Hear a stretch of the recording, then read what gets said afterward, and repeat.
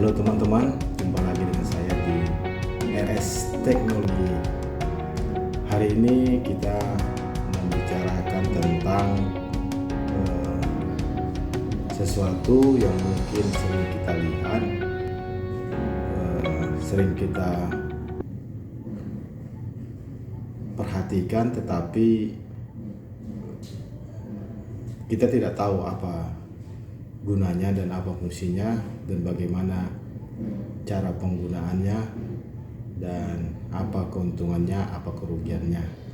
Mungkin bisa kita lihat kalau kita melihat gambar ini, dalam pikiran kita melihat bahwa ini sering kita lihat di toko-toko, baik itu di supermarket, di minimarket, atau bahkan di tempat-tempat penjualan es boba atau penjualan pizza di pinggir jalan atau penjual mie goreng, nasi goreng dan lain-lainnya. Dan ini sudah banyak kita jumpai dan kita temui. Nah, teman-teman sekalian, apa sebenarnya gambar ini dan bagaimana sih kita untuk mendapatkannya? Baik teman-teman, sebelum kita masuk ke pembahasan, jangan lupa subscribe, like, komen, dan share ke teman-teman kita yang lain.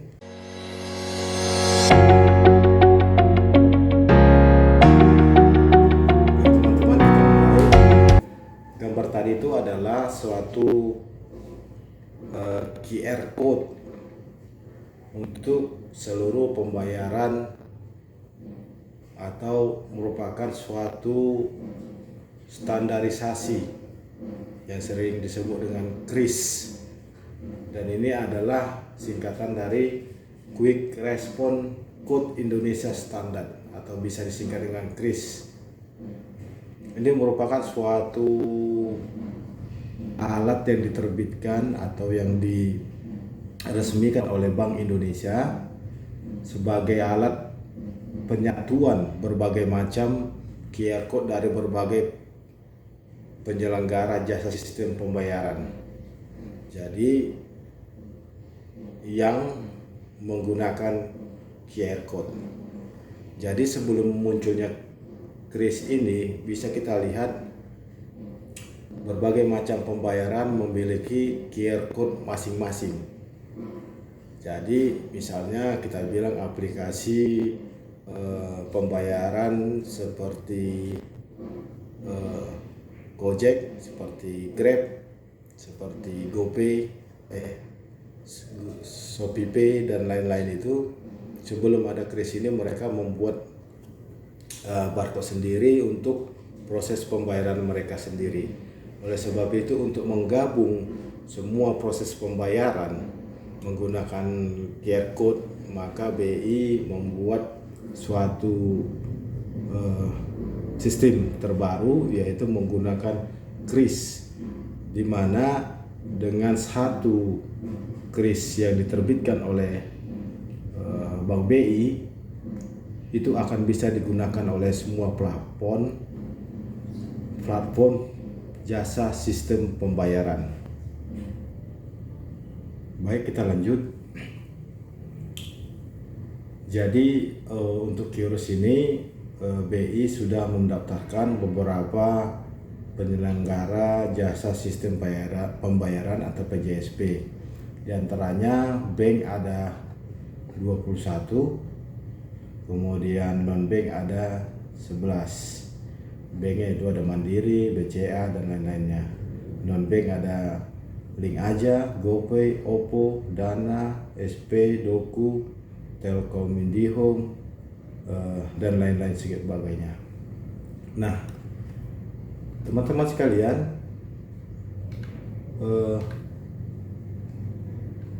apa manfaat penggunaan merchant pembayaran QRIS untuk orang-orang yang jualan atau merchant?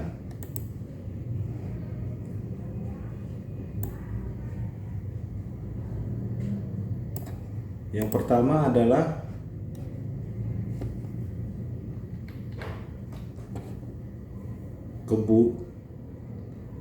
cukup menggunakan satu QR code ya, si merchant atau si pelaku usaha atau pembuat usaha. Dengan menggunakan satu QR code, dia dapat menerima seluruh transaksi pembayaran dari berbagai aplikasi. Contohnya, dia bisa menerima pembayaran dengan menggunakan GoPay, dengan menggunakan OVO, dengan menggunakan Link Aja, dengan menggunakan Dana atau Doku atau dan lain-lainnya yang telah terdaftar di BI, yaitu pengguna atau penyelenggara jasa sistem pembayaran yang sudah terdaftar di Bank Indonesia. Kemudian keuntungan yang kedua adalah mengurangi pengelolaan dan resiko uang tunai atau tidak memerlukan uang tunai kembalian, menurunkan risiko terpapar bakteri, kuman, virus dari uang fisik atau uang penjualan langsung tersimpan di bank dan bisa dimonitor setiap saat. Nah, risiko uang hilang atau dicuri, penurunan risiko rugi karena menerima pembayaran dengan uang palsu. Itulah keuntungan bagi si penjual atau pengusaha. Setiap transaksi yang dilakukan atau setiap pembelian yang dilakukan itu dengan otomatis tercatat dan kita bisa melihat informasinya, hasil dari transaksi kita di tempat kita mendaftarkan QRIS. Bisa di bank seperti tadi, bisa bank BRI, bisa bank Mandiri, bisa bank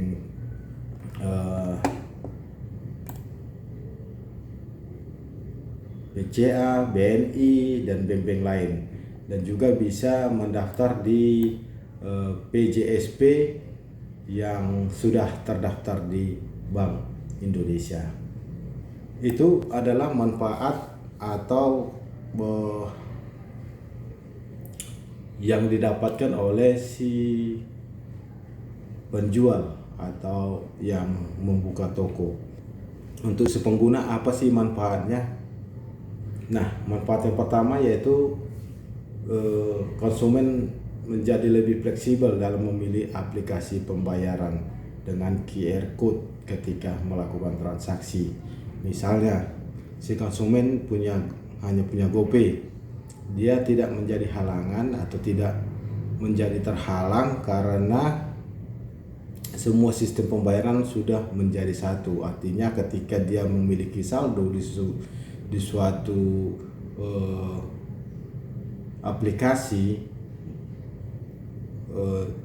aplikasi kita bilanglah penyelenggara pembayaran, maka dengan adanya saldo dia bisa melakukan pembayaran atau pembelian terhadap barang atau jasa yang diinginkan. Jadi tidak lagi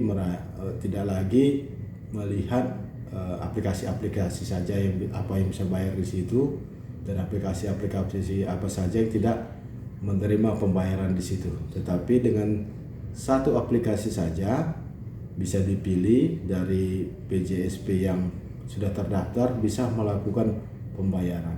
Pertanyaannya adalah, apakah ada biaya untuk memfasilitasi fasilitas QRIS? Nah, kalau kita lihat biaya yang diberikan atau yang disampaikan ke pengguna QRIS itu memiliki standarisasi atau memiliki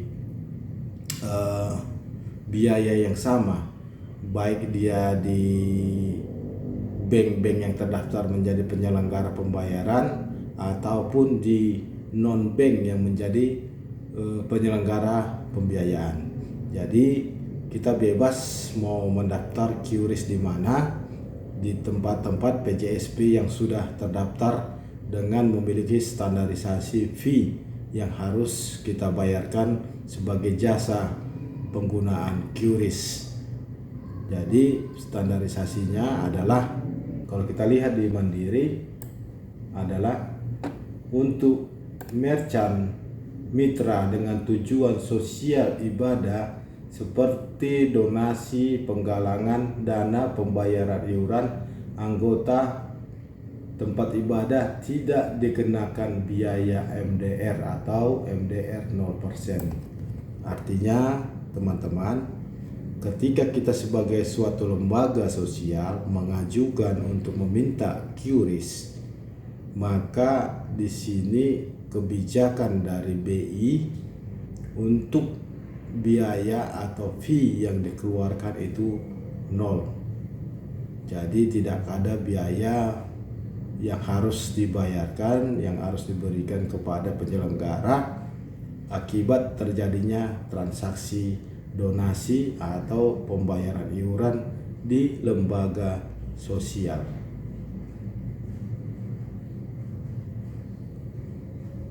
Jadi ini juga memudahkan lembaga sosial yang bergerak di bidang sosial untuk bisa memanfaatkan QRIS dengan mengurangi, seperti tadi, keuntungannya adalah tidak terkena virus dengan uang cash. Kemudian dengan zaman kondisi pandemi atau kondisi yang saat ini terjadi virus corona, nah dengan adanya QRIS ini bisa membantu lembaga-lembaga sosial untuk menerima donasi atau iuran atau yang memberikan bantuan terhadap lembaga tersebut. Nah, yang kedua adalah untuk merchant mitra di lini bisnis pendidikan seperti kegiatan bimbingan belajar dikenakan biaya sebesar 0,6% dari tiap transaksi. Jadi misalnya transaksi untuk pembayaran uang sekolah yang menggunakan QRIS misalnya 100.000. Nah, yang didapatkan oleh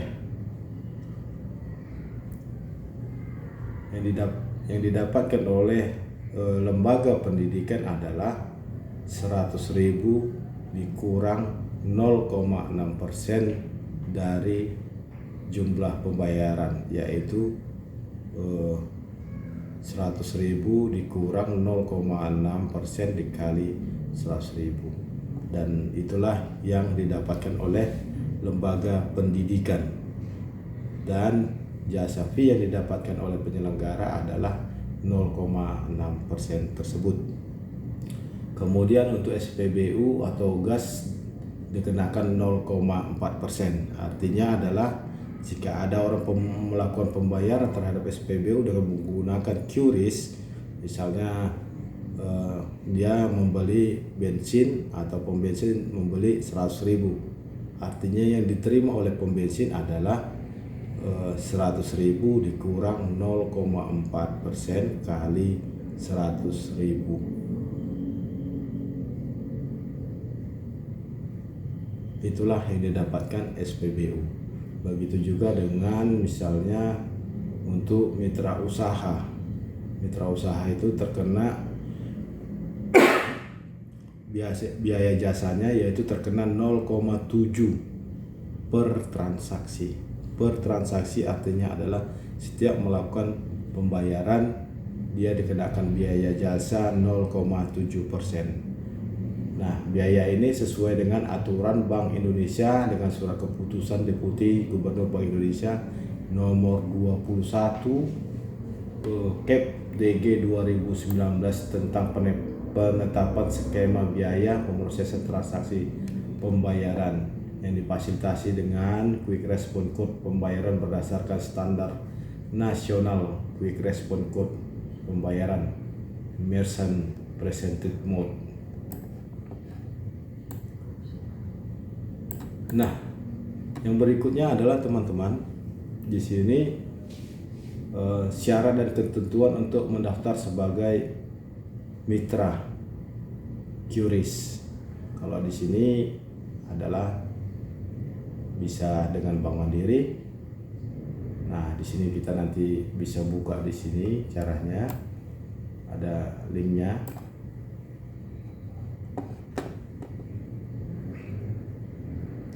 Ini persyaratannya adalah di Bank Mandiri ada rekening tabungan, alamat email aktif, dan lain-lain sebagainya.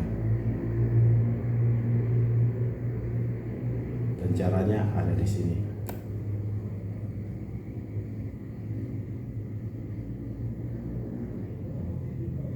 Nah, begitu juga dengan tempat ibadah, ya. Pengelola tempat ibadah mengisi form aplikasi dengan melampirkan EKTP, NIK, pengurus yang berwenang, dan NPWP jika ada. Ini bisa ke Bank Mandiri. Nah, QRIS disampaikan Bank Mandiri kepada pengurus tempat ibadah melalui email, dan kemudian setelah itu QRIS dapat diimplementasikan oleh pengelola ibadah, mencetak dan menempatkan atau menampilkan QRIS.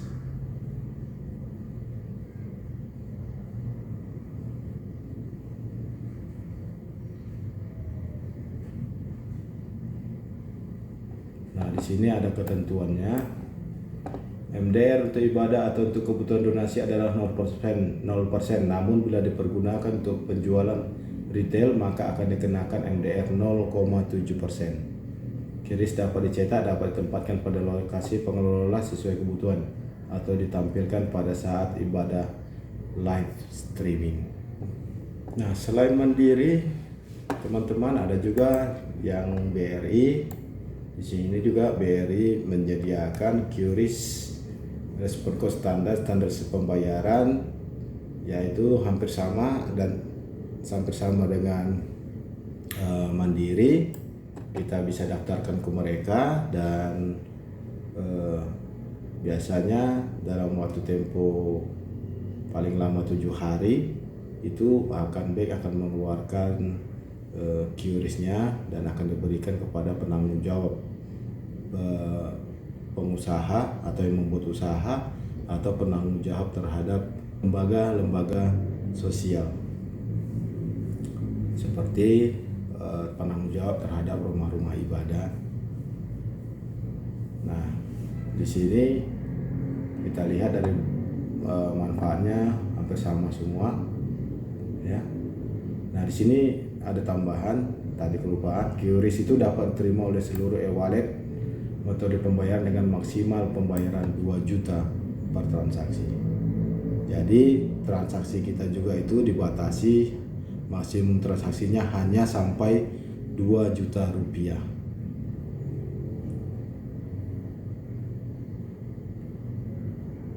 Syaratnya ada membuka rekening BRI, mengisi form yang telah disediakan, identitas diri seperti KTP dan NPWP.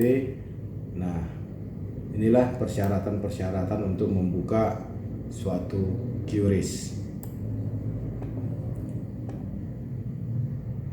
Kemudian selain bank, ada juga non bank, yaitu kita lihat di sini ada QRIS yang diterbitkan oleh Telkom Indonesia, ya. Nah, di sini skema biaya setiap transaksi QRIS, artinya fee yang dibayarkan. Nah, ini adalah standarisasi Bank Indonesia. Nah, sama seperti tadi Bank Mandiri.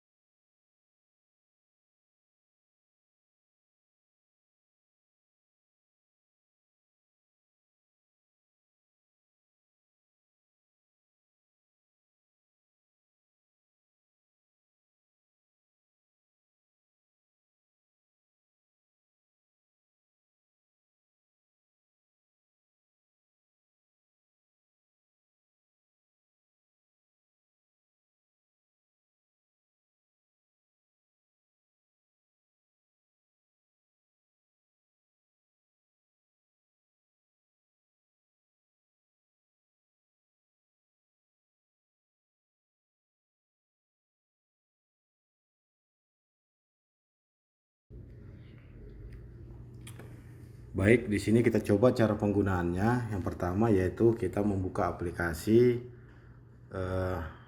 yang ada di HP kita, yaitu saya coba Gojek.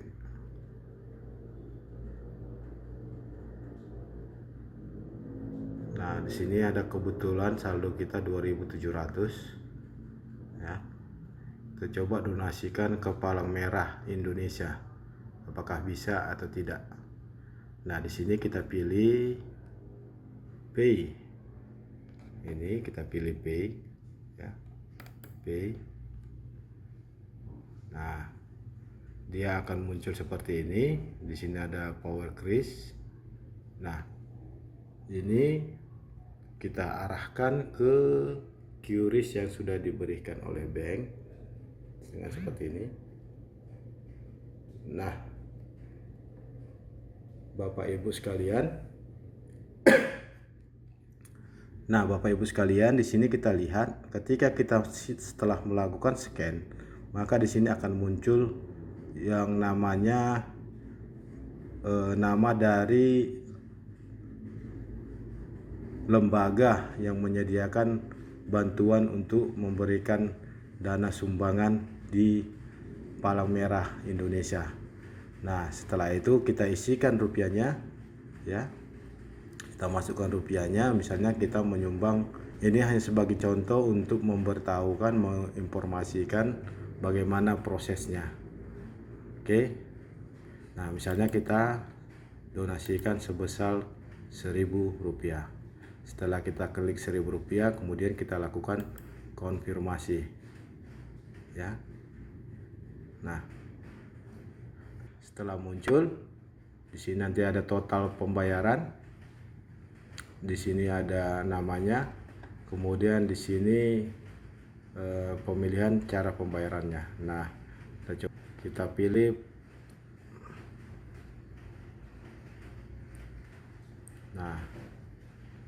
di sini select payment method, kita pilih GoPay ya. Jadi dengan GoPay kita melakukan pembayaran sebesar 1.000 atau donasi sebesar Rp1.000. Kemudian kita klik selanjutnya. Oke, kita masukkan PIN kita.